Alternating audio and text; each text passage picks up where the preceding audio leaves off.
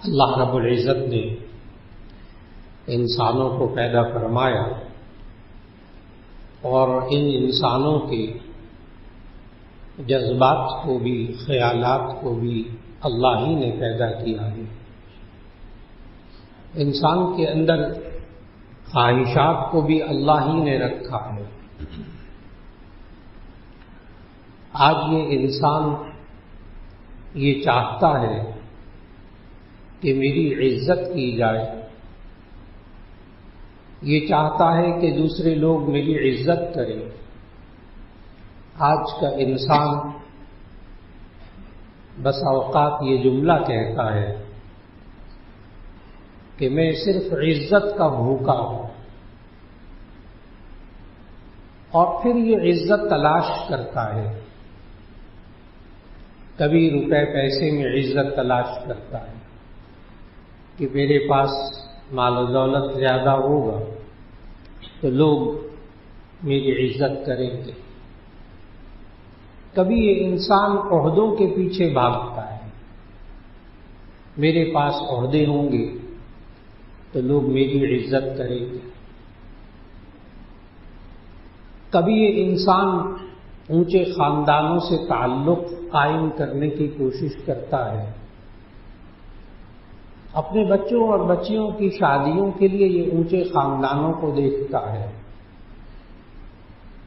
تاکہ ہماری عزت میں اضافہ ہو۔ کبھی یہ انسان معاشرے کے اندر اپنے خاندان کو عزت کی وجہ محسوس کرتا ہے، اپنے خاندان کو، اپنے قبیلے کو۔ یہ مختلف چیزوں میں عزت تلاش کرتا ہے، اور اس دوران اس سے کچھ ایسے کام ہو جاتے ہیں جس کی وجہ سے دوسرے لوگ جو رہی صحیح عزت ہوتی ہے وہ بھی ختم ہو جاتی ہے۔ عہدوں کے پیچھے بھاگتا ہے، اس سے کچھ کام ایسے ہو جاتے ہیں جن کا ابھی ذکر کروں گا انشاءاللہ۔ یہ رشتوں کی تلاش میں بھاگتا ہے، اس وقت بھی اس سے کچھ باتیں ہو جاتی ہیں۔ یہ پیسے کے پیچھے جاتا ہے اس لیے تاکہ اس سے عزت ملے گی، وہاں بھی اس سے کچھ باتیں ہو جاتی ہیں۔ یہ انسان آج بہت شکوہ کرتا ہے کہ میری بیوی میری عزت نہیں کرتی۔ بیوی کو یہ شکوہ ہے کہ شوہر میری عزت نہیں کرتا۔ جوان اولاد آج یہ شکوہ کر رہی ہے کہ ماں باپ ہماری عزت نہیں کرتے۔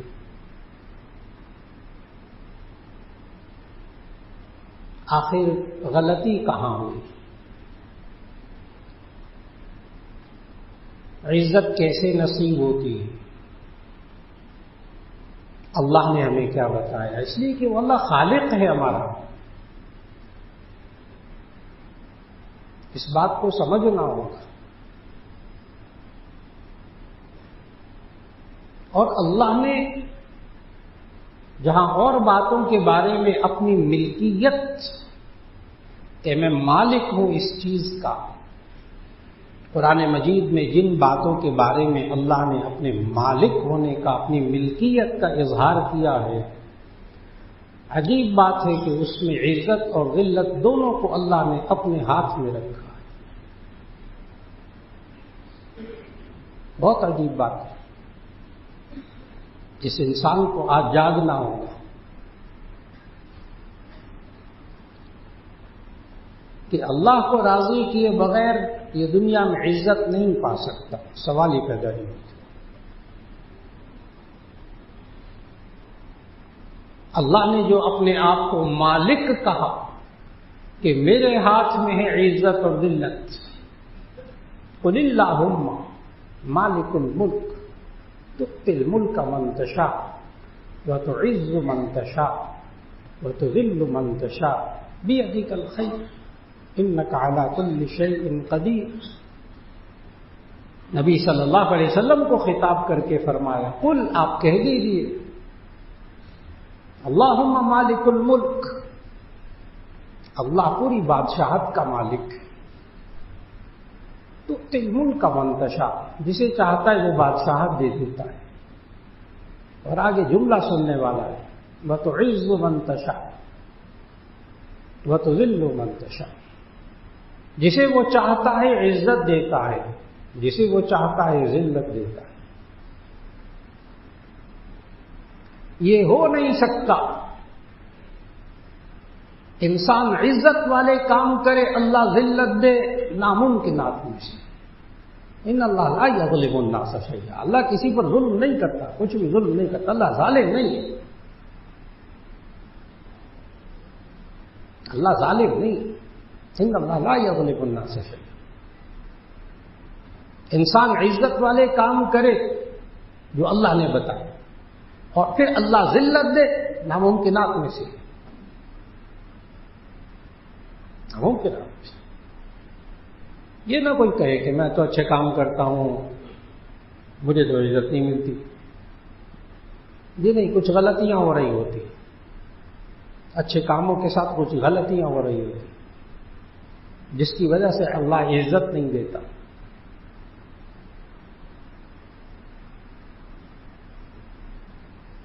اور اللہ نے قرآن مجید میں سمجھایا کہ دیکھو یہ تمہارے قبیلے، خاندان، برادریاں، اس کو تو عزت اور ذلت کا معیار مت سمجھو. آیت پڑھی سورہ حجرات کی، یا ایھا الناس انا خلقناکم من ذکر وانثی وجعلناکم شعوبا وقبائل لتعارفوا. اے لوگو، ہم نے تمہیں اس لیے پیدا کیا، انا خلقناکم من ذکر وانثی، ایک مرد اور ایک عورت سے پیدا کیا. وجعلناکم شعوبا وقبائل، اور ہم نے تمہیں مختلف خاندانوں، مختلف قبیلوں میں بنایا. یہ خاندانوں کی تقسیم، یہ برادریوں کی تقسیم، یہ قوموں کی تقسیم، اس کی نسبت اللہ نے اپنی طرف کی ہے. آیت کے ترجمے کو غور سے سنیے گا. یہ اللہ نے بنایا. وَجَعَلْنَاكُمْ شُعُوبًا وَقَبَائِلَ، ہم نے تمہیں مختلف خاندانوں قبیلوں میں بنایا. کیوں بنایا اللہ نے مختلف خاندانوں قبیلوں میں؟ آگے اللہ نے خود مقصد بتایا، لِتَعَارَفُوا، تاکہ تم ایک دوسرے کو پہچانو. ایک دوسرے کو پہچانو.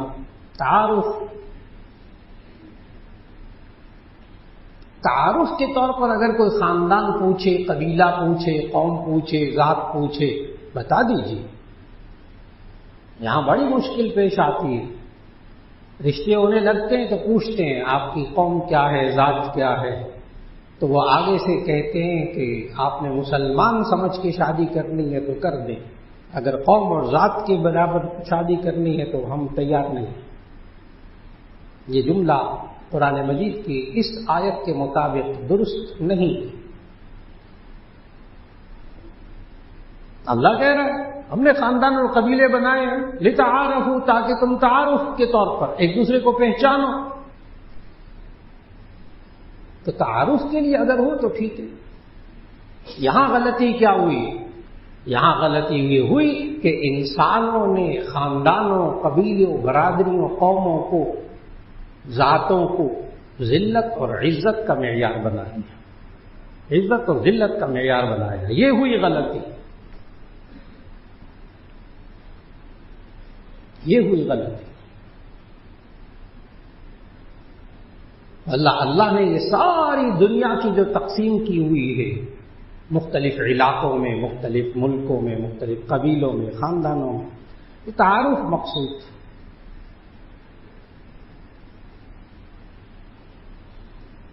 اور تعارف بھی کیسا؟ اب چونکہ وہ ای میل کا زمانہ آ گیا اور پتہ نہیں کیا کیا زمانہ آ گیا، لیکن میں اس مثال کو اگر سمجھاؤں لتعارفوا کو، تو آپ ڈاک کا زمانہ دیکھیں. اب بھی ڈاک چلتی ہے. آپ دنیا کے کئی ارب انسانوں میں سے ایک انسان کو اپنا خط پہنچانا چاہتے ہیں. دنیا کے کئی ارب انسانوں میں سے ایک انسان کو اپنا پیغام، اپنا خط پہنچانا چاہتے ہیں. آپ کیا کرتے ہیں؟ اس ملک کا نام لکھتے ہیں، اس کے اندر اس کے صوبے کا نام لکھتے ہیں، صوبے کے اندر شہر کا نام لکھتے ہیں، شہر کے اندر اس کے ڈاکخانے کا نام لکھتے ہیں، اس ڈاکخانے کے اندر اس گلی محلے کا نام لکھتے ہیں، اور گلی محلے میں گلی نمبر، اسٹریٹ نمبر لکھنے کے بعد ہاؤس نمبر لکھتے ہیں، گھر نمبر، پھر اس میں سے اس بندے کا نام لکھتے ہیں. کئی ارب انسانوں میں سے ایک خط ایک مقررہ انسان تک پہنچ گیا. الحمدللہ. لتعارفوا، اللہ نے یہ ساری تقسیم کیوں کی تھی؟ تعارف کے لیے، ایک دوسرے کو پہچانو.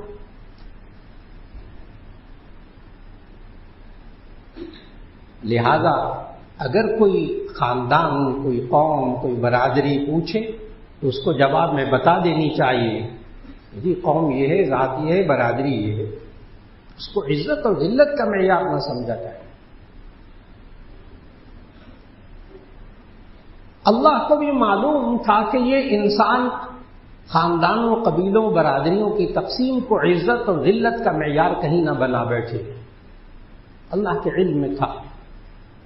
اللہ نے فوراً اس آیت میں کہا جہاں یہ بتایا کہ میں نے خاندانوں، قبیلوں، برادریوں کو اس لیے پیدا کیا تاکہ تم ایک دوسرے سے تعارف حاصل کرو، تو اس کے فوراً بعد اللہ نے کہا وَجَعَلْنَاكُمْ شُعُوبًا وَقَبَائِلَ لِتَعَارَفُوا إِنَّ أَكْرَمَكُمْ عِندَ اللَّهِ أَتْقَاكُمْ. بے شک تم میں سے زیادہ عزت والا اللہ کے نزدیک وہ ہے جو تم میں سے زیادہ پرہیزگار ہے، متقی، گناہوں سے بچنے والا ہے. آسان سی بات، گناہوں سے بچنے والا، کوئی مشکل بات نہیں. اللہ نے عزت اس میں رکھی تھی، تقوی کے اندر، گناہوں سے بچنے کے اندر.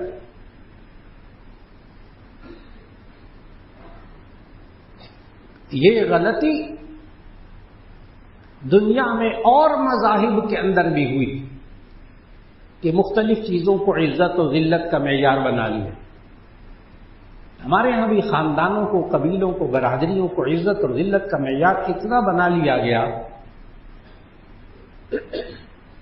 جیسے کہ ہندو مت کے اندر، ہندو مذہب کے اندر 4 ذاتیں، سب سے اونچی ذات برہمن کی، برہمن، اس سے نچلی ذات کھتری کی، اس سے نچلی ذات ویش کی، اس سے گھٹیا ترین ذات شودر کی. برہمن سب سے اونچا، شودر سب سے نیچے.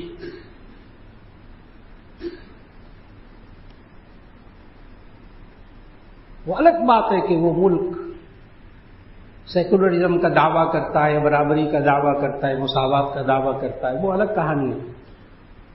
لیکن آج بھی ہندوستان کے اندر جتنے چھوٹے اسٹیشن ہیں، بڑے اسٹیشن سے ختم کر دیا، چھوٹے اسٹیشنوں پہ آج بھی جہاں ٹوٹیاں لگی ہوئی ہیں، عام سادے پانی پینے کی ٹینکی کے آگے ٹوٹیاں لگی ہوئی ہیں، وہاں آج بھی لکھا ہوا ہے یہ برہمن کے پانی پینے کی جگہ، یہ شودر کے پانی پینے کی جگہ.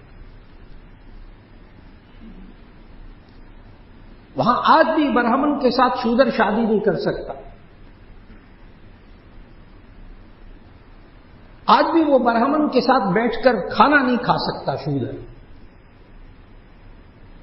آج ہندوستان کے مسائل میں سے ایک بہت بڑا مسئلہ یہ ہے کہ مسلمان یہ کہتا ہے شودر کو کہ تم یوں کہو لا الہ الا اللہ محمد رسول اللہ اور ہمارے دسترخوان پہ بیٹھ کر کھانا کھاؤ، ہماری بیٹیوں کے ساتھ آگے شادی کرو. یہ ہندوستان کا بہت بڑا مسئلہ ہے جس کی وجہ سے وہ مسلمانوں سے خوف کھاتا ہے. مسلمان صرف اتنا کہتا ہے کلمہ پڑھ لو، ہمارے ساتھ بیٹھ کے کھا لو، کلمہ پڑھ لو، ہماری بچیوں سے شادی کر لو، ہمارے بیٹوں سے شادی کر لو. حقیقت بھی یہی.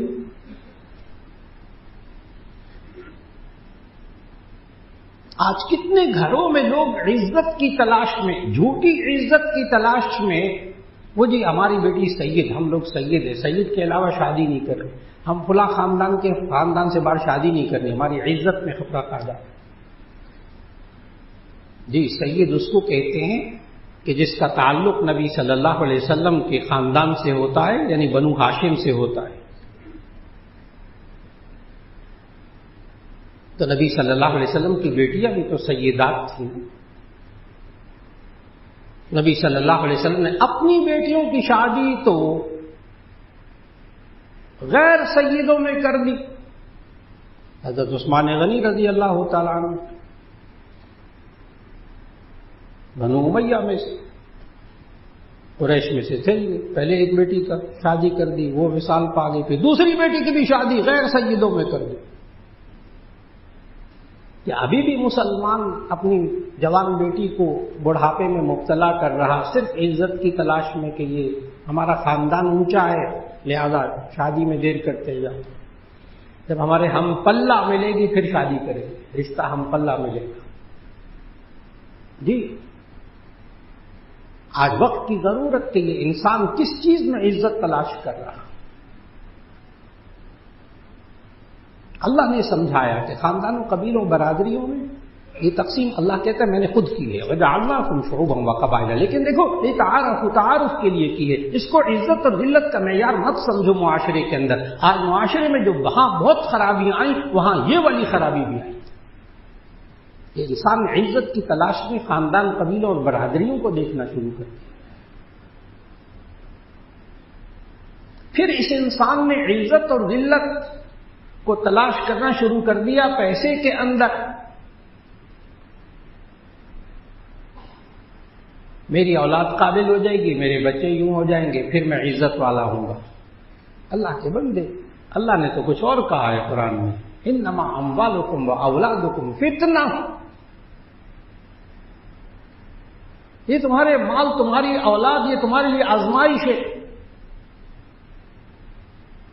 وہ الگ بات ہے کہ مال اور اولاد کی تعریف بھی کی، المال والبنون زینت الحیات الدنیا، یہ مال اور دولت یہ دنیا کی زینت بھی ہے، لیکن اس کو زینت کو حلال طریقے سے کماؤ گے، جائز طریقے سے اولاد کو تربیت کرو گے تو عزت ملے گی، ورنہ یہ انسان عزت کی تلاش میں بہت غلط قدم اٹھاتا ہے معاشرے کے اندر۔ حرام حلال کی پرواہ نہیں، پیسہ آئے گا تو عزت ہوگی، کیونکہ یہ مسلمان ہے اور اپنی زبان سے یہ مسلمان یہ کہتا ہے پیسہ ہوگا تو سب کچھ ہوگا، پیسے سے سب کچھ ہوتا ہے، بیچ میں اللہ ہے ہی نہیں، اللہ تھوڑا ہے کرنے والا، اللہ سے تھوڑا سب کچھ ہوتا ہے، پیسے سے سب کچھ ہوتا ہے، پیسہ ہوگا سب کچھ ہو جائے گا۔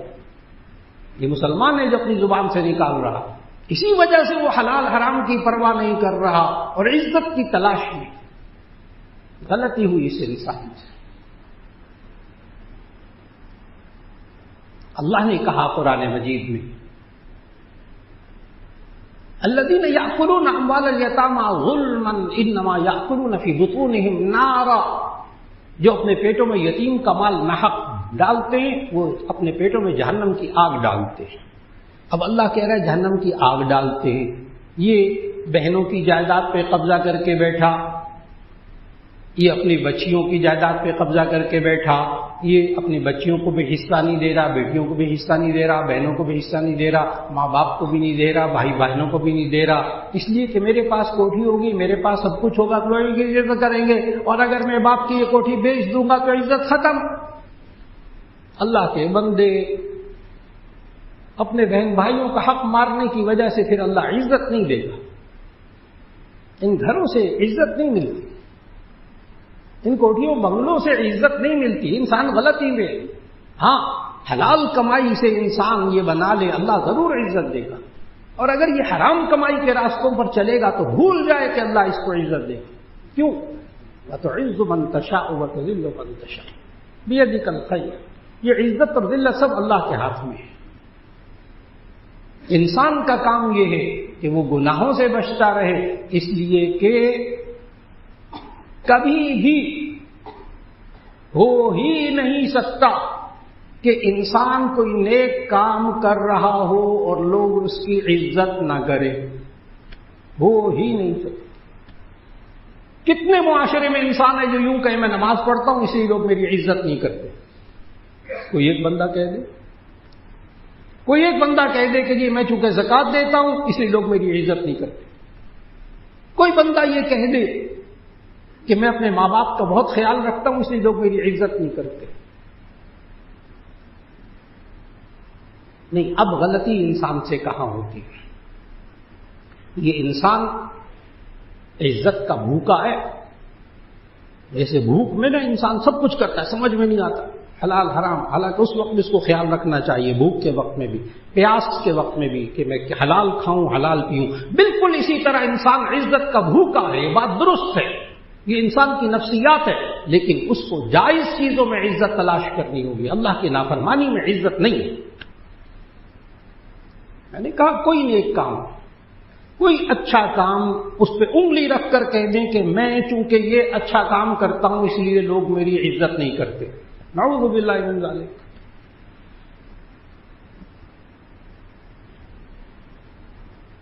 اب یہ انسان جس کی وجہ سے معاشرے میں اپنی عزت کھو دیتا ہے اس کے اسباب کیا ہیں تاکہ یہ انسان اس سے بچے۔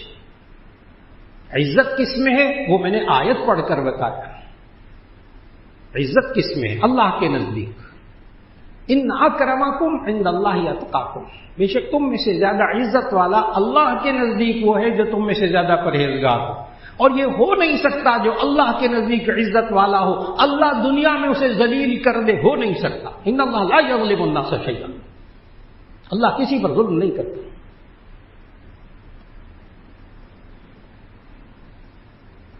اب یہ انسان اس عزت کو کھوتا کیسے؟ یہ عزت اس کے ہاتھ سے جاتی کیسے؟ نمبر 1، جب انسان اپنی زندگی میں جھوٹ لے آتا ہے۔ یہ جھوٹ انسان کو رسوا کرتا ہے دوسروں کے سامنے۔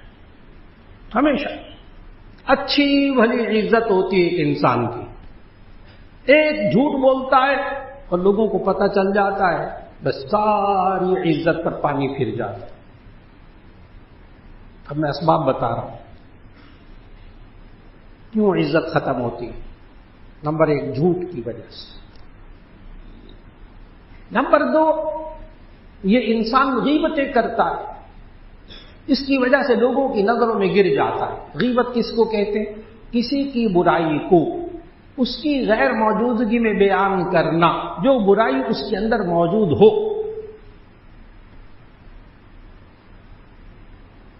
برائی موجود نہ ہو پھر کہا جائے فلاں کے اندر برائی ہے تو تہمت ہے، یہ تو بہتان ہے۔ اب بتائیے کسی معاشرے کے اندر کوئی انسان خود سوچے نہ بیٹھ کے کہ اگر اس کو پتہ چل جائے یہ فلاں بندہ میری غیر موجودگی میں میری برائیاں کرتا ہے، کون سا عقل مند انسان ہے جو اس کی عزت کرے گا؟ آج انسان اس کو نہیں سمجھ رہا، یہ نہیں سمجھ رہا۔ یہ کہتا ہے بیوی میری عزت نہیں کرتی، بیوی کہتی شوہر میری عزت نہیں کرتا۔ کیوں؟ اس لیے کہ دونوں ایک دوسرے سے جھوٹ بولتے یا ایک دوسرے کی غیبتیں کرتے۔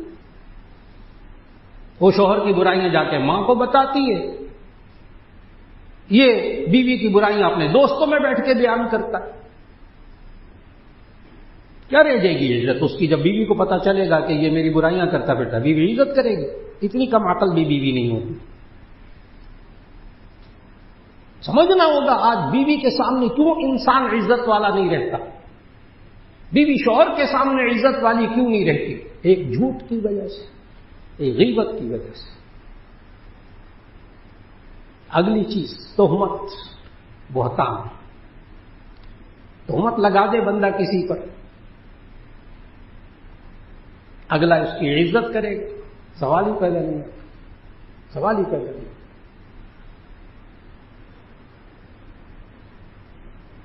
ایک اور چیز جو انسان اپنی عزت کھو دیتا ہے وہ ہے چغل خوری، ادھر کی بات ادھر پہنچانا تاکہ دونوں میں لڑائی ہو جائے۔ یہ انسان لڑاتا پھرتا ہے، اور نبی کریم صلی اللہ علیہ وسلم نے کیا فرمایا؟ لا يدخل الجنت نمام، نمام چغل خور، اس کو عربی میں حدیث میں قطات بھی کہا گیا، لا يدخل الجنت قطات، چغل خور جنت میں داخل نہیں ہوگا، ادھر کی بات ادھر کرتا ہے تاکہ دونوں میں لڑائی ہو جائے۔ تو جب اس کا مقصود ہی یہی ہے لوگوں کو لڑانا، تو لوگ اس کی عزت کیوں کریں گے؟ اب انسان نہیں سمجھ رہا کہ مجھ سے کیا ہو رہا ہے، لوگ کیوں نہیں میری عزت کر رہے ہیں، یہ چغل خوری ہو رہی ہے اس بندے سے، یہ ادھر کی بات ادھر، ادھر کی بات ادھر کرتا، لڑاتا۔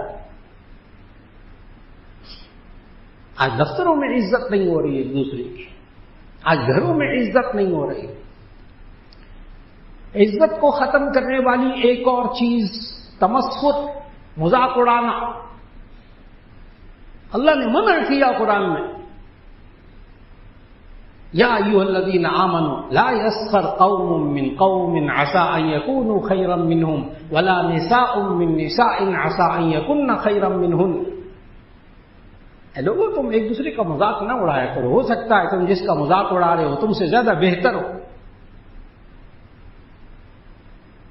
مذاق اڑانا کس کو کہتے ہیں؟ ایک ہے مذاق کرنا، اس کو کہتے ہیں مزاح، مزاح خوش طبعی، وہ بھی جائز ہے، وہ بھی جائز ہے، لیکن اس کے لیے بھی شرائط ہیں۔ نبی صلی اللہ علیہ وسلم بھی مزاح فرماتے تھے، خوش طبعی فرماتے تھے، لیکن حق بات کہتے تھے، دوسرے کا دل نہیں دکھاتے تھے، دھوکہ نہیں دیتے تھے مزاح کرتے ہوئے۔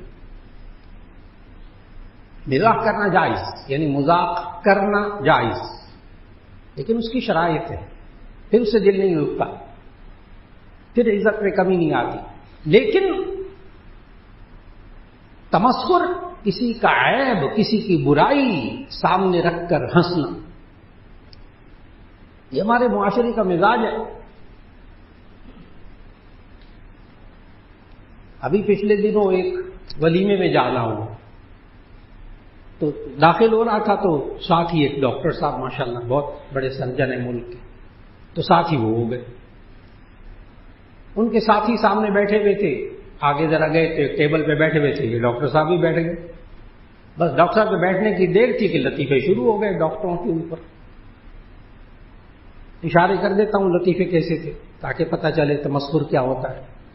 وہ جی آج کل کے ڈاکٹر تولیے بھی بھول جاتے ہیں، اندر اوپر سے سلائی کر دیتے ہیں، بعد میں تولیے اندر سے نکلتے ہیں، اور وہ فلاں ڈاکٹر تھا وہ اندر کینچی بھول گیا مریض کے پیٹ کے اندر، تو بعد میں کینچی نکالنی پڑتی۔ اب وہ ڈاکٹر صاحب سرجن اور یہ صاحب لطیفے شروع، اب ڈاکٹر صاحب بھی ہنس رہے، وہ بھی ہنس رہے، مزے لے رہے، انہوں نے بھی کچھ نہیں کہا، بات ختم ہو گئی، کھانا وانا کھایا، اٹھ کے آ گئے۔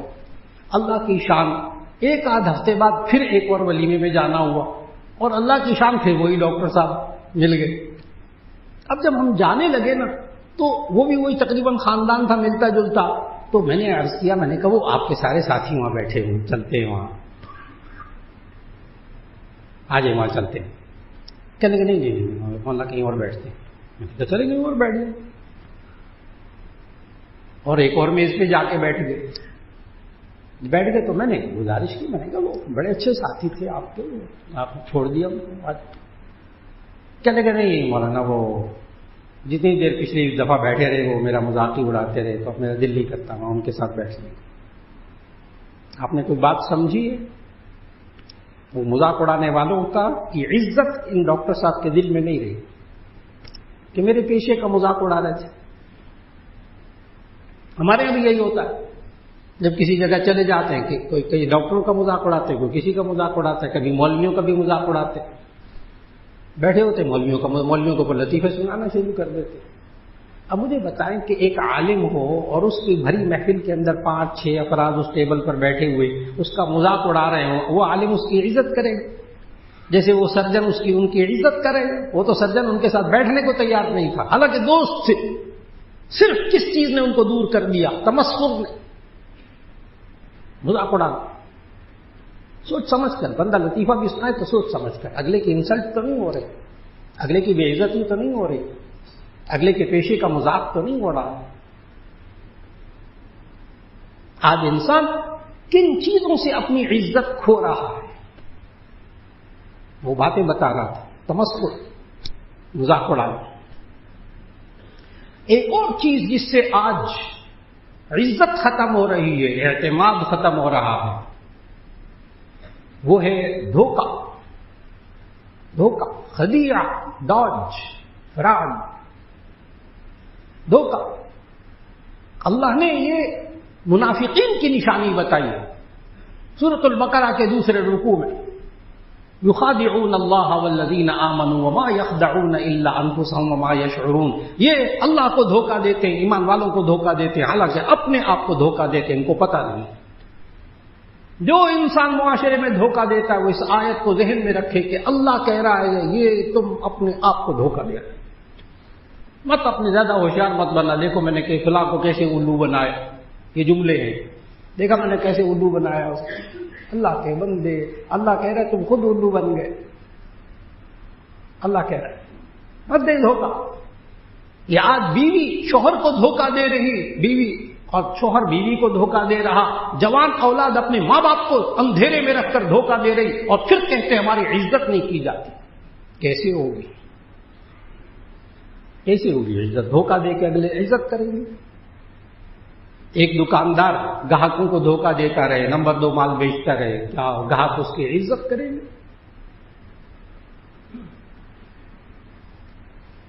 آج سمجھنا ہوگا کہ اولاد کی عزت کیوں ختم ہو گئی ماں باپ کے سامنے۔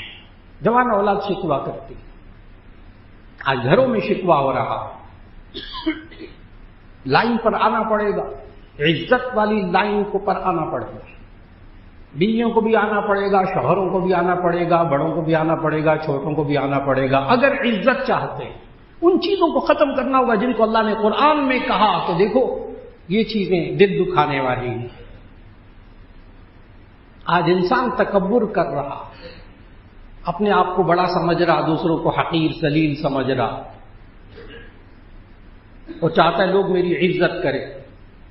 کوئی متکبر شخص اگر یہ چاہتا ہو لوگ میری عزت کریں اور وہ لوگوں کو حقیر اور ذلیل سمجھ رہا ہو، ٹھیک ہے، اس کے دفتر میں جب وہ آئے گا لوگ کھڑے ہو جائیں گے، اس کے سامنے ہاتھ باندھ کے کھڑے ہو جائیں گے، اس کی بظاہر عزت کریں گے، لیکن ذہن میں رکھیے گا لوگ نفرت کرتے، لوگ دل سے نفرت کرتے۔ تکبر کرنے والوں کو پسند نہیں کیا جاتا۔ جب اللہ تکبر کرنے والوں کو پسند نہیں کرتا تو بہت اچھی طرح ذہن میں رکھیں، جسے اللہ پسند نہیں کرتا اسے مخلوق بھی پسند نہیں کرتا، اسے لوگ بھی پسند نہیں کرتے۔ ہم یہ چاہیں کہ لوگ ہمیں پسند کریں تو اس کے لیے گناہوں سے بچنا ہوگا۔ تو یہ دھوکہ دینا، جو انسان، جو دکاندار دھوکہ دے رہا وہ اپنی عزت ختم کر رہا۔ اور ایک اور چیز جس کی وجہ سے معاشرے کے اندر لوگوں کی عزت ختم ہو رہی وہ ہے بددیانتی، خیانت، کرپشن، امانت میں خیانت۔ جتنا امین ہوگا لوگ عزت کریں گے، اور جتنی خیانت آتی جائے گی لوگوں کے اندر سے، نگاہوں سے عزت ختم ہوتی جائے گی۔ آج جوان اولاد کہتی ہے ماں باپ ہم پر اعتماد نہیں کرتے، ماں باپ عزت نہیں کرتے، ماں باپ ہم پر اعتماد نہیں کرتے۔ یہ نوجوان اولاد کا شکوہ ہے، اصل میں اس کے پیچھے بڑی کہانیاں ہیں، اس کے پیچھے بڑی کہانیاں ہیں۔ کبھی باپ نے پیسے دیے ہوں گے سبزی لانے کے لیے، چھوٹی چھوٹی باتیں، بڑی آج سمجھنے کی باتیں۔